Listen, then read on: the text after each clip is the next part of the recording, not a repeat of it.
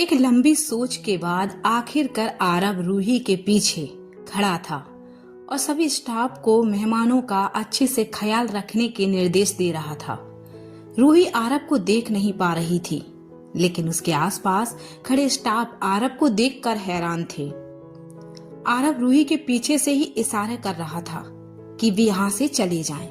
ये बेवकूफ समझते क्यों नहीं मेरे इशारे को? कितने पागल लोगों को रखा है मैंने।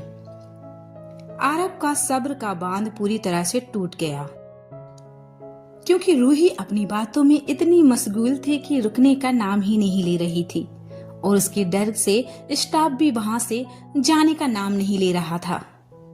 बस आरव ने तुरंत रूही का हाथ पकड़ा और उसे अपने साथ एक तरफ खींच लिया।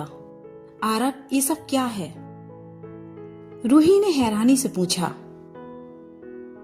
क्या? और तुम पहले मुझे ये बताओ कि तुमने उसे यहाँ क्यों बुलाया? आरव की बात रूही को जरा भी समझ नहीं आई। वह थोड़ी सदमे में बोली, किसे बुलाया है? आरव आज पूरी तरह से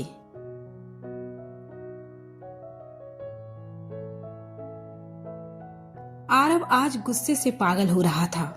उसे समझ नहीं आ रहा था कि वह अपनी बात कैसे समझाए, या रूही कुछ समझना ही नहीं चाह रही थी। तुमने अपने एक्स फियांसे को यहाँ क्यों बुलाया है? तुम्हें पता है ना, मुझे वो बिल्कुल पसंद नहीं है। जैसे ही रूही ने ये सुना, उसने अपना सिर पकड़ लिया। आज आरव पूरी तरह से ईर्ष्या में जल रहा था। आरव, पहली बात तो अपनी ये बेवकूफी भरी हरकतें बंद करो।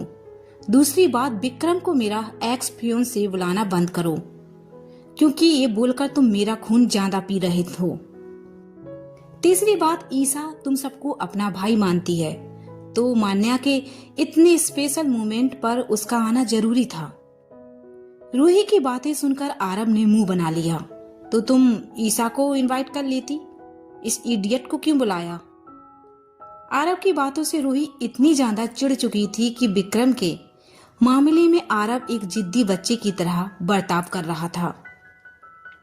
आरव, विक्रम उसका पति है और ईसा को बुलाना कितना अजीब होता। आरव को अब भी अपनी ही बात पर अड़ा देखकर रूही गुस्से से लाल हो गई। बस करो आरव, वरना मैं डैड के पास जाकर तुम्हारी शिकायत कर दूंगी। रूही गुस्से में अपने पैर पटकते हुए वहां से जाने लगी।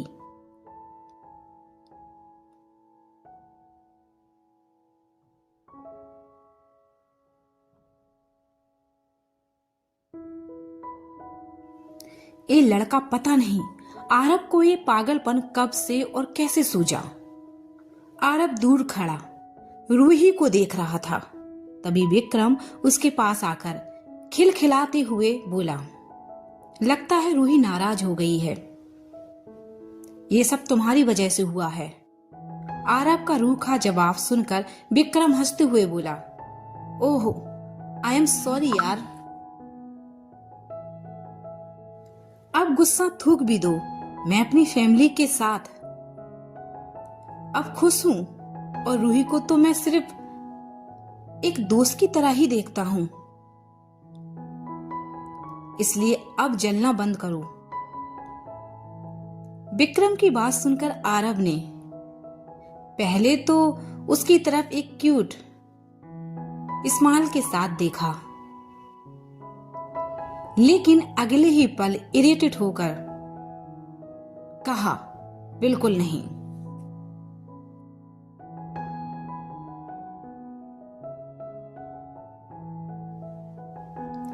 इतना कहकर आरव वहां से बाकी सबके पास चला गया।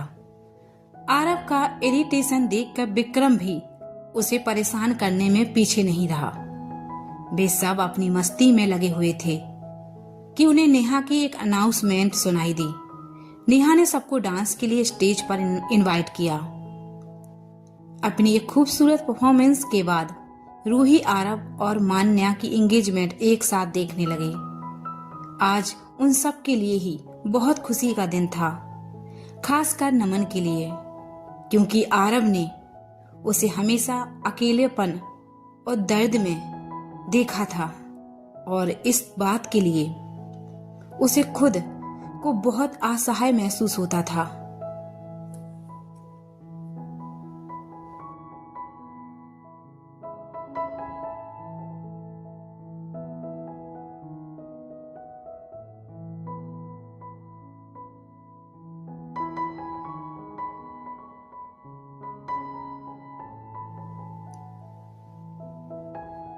सब कुछ होने के बाद भी वो नमन के दर्द को कम नहीं कर सकता था।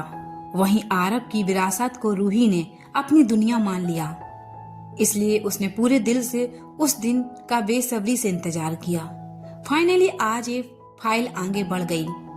राइट, आई गेस कि अब इससे किसी को लोनीनेस और सैडनेस आउट हो जाए। डोंट वरी गाइज, मान्या बहुत स्मार्ट है, वो सब सीख चुकी है। वॉइस की बातें गर्ल्स चुपचाप सुनकर इस्तेमाल कर रही थीं। उन सब ने अपने अपने हमसफर का हाथ होल्ड कर दिया। तुम मेरे हमसफर नहीं हो, लाइफ में सब पॉसिबल है। थैंक यू ऑलवेज हमें सपोर्ट और इतना प्यार करने के लिए। रूही की लवली बातें आरब को बेहद हैरान कर गईं। धीरे से उसने रूही के कान में कहा, मेरे साथ चलो। रूही को कुछ भी समझ नहीं आया, लेकिन अगले ही पल आरब ने दोबारा झुकते हुए कान में अपनी हल्की वॉइस में कहा,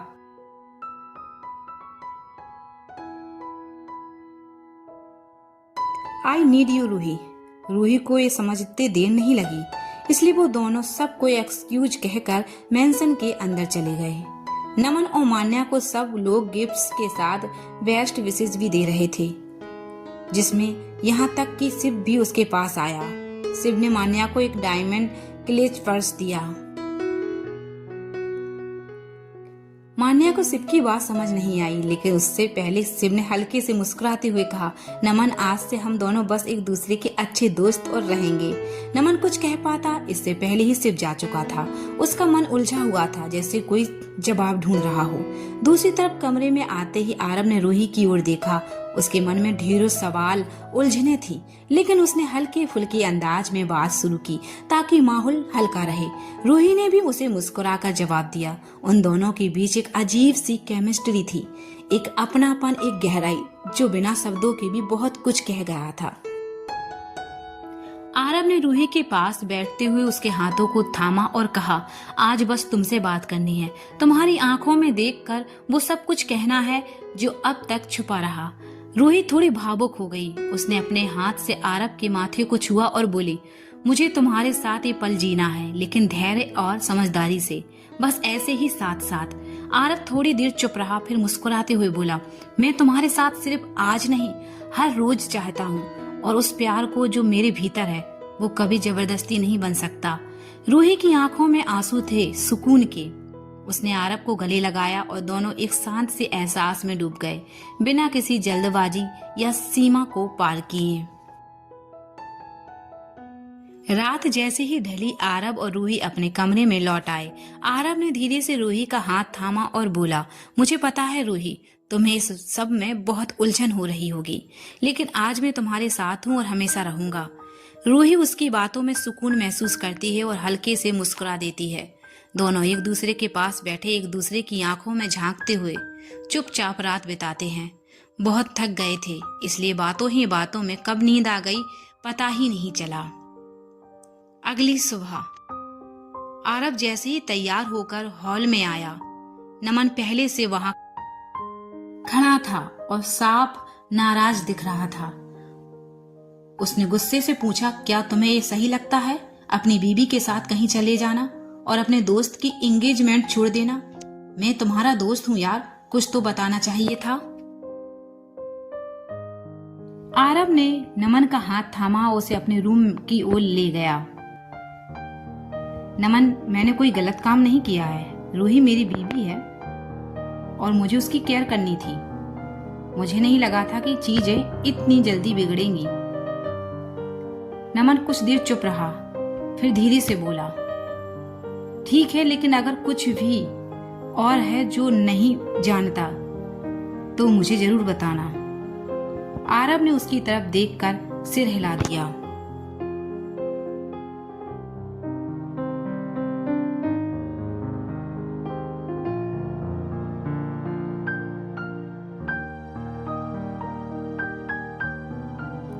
नमन अपने बिजनेस पर फोकस करना चाहता था और मान्या अपना करियर बनाना चाहती थी। दोनों के पास सिर्फ 1 साल था, बस 1 साल का वक्त, जिसमें उन्हें अपने सपनों को पूरा करना था। इसलिए दोनों ने मिलकर फैसला किया कि बिना किसी रिश्ते की उलझन के वो सिर्फ अपने मकसद पर फोकस करेंगे। दूसरी तरफ रमेश और राहुल के पेरेंट्स भी अपनी फैमिली के लिए विदेश जाने की तैयारी कर रहे थे, क्योंकि उनके बेटे अब अपने रास्ते पर चल रहे थे। इस सब के बीच आरव के डैड ने जब आरुषि और रूही को अपने परिवार के साथ खुलकर बात करते हुए देखा तो उनकी आंख भर आई। वो नजारा जहां सब लोग साथ बैठे हंस रहे थे, वो एक सपना था जो आज पूरा हो रहा था। और उसी वक्त उनके शब्दों में खुशी छुपी थी, क्योंकि जिस फैमिली की उन्होंने कल्पना की थी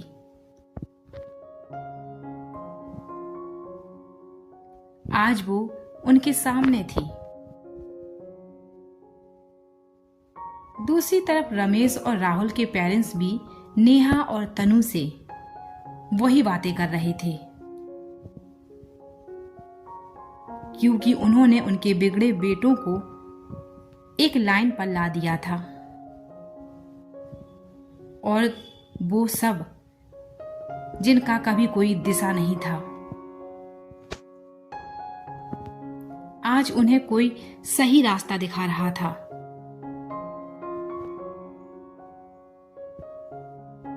और यही था बेजुबान इश्क का असर, जो रिश्तों को जोड़ता है बिना कुछ कहे, सिर्फ दिल से।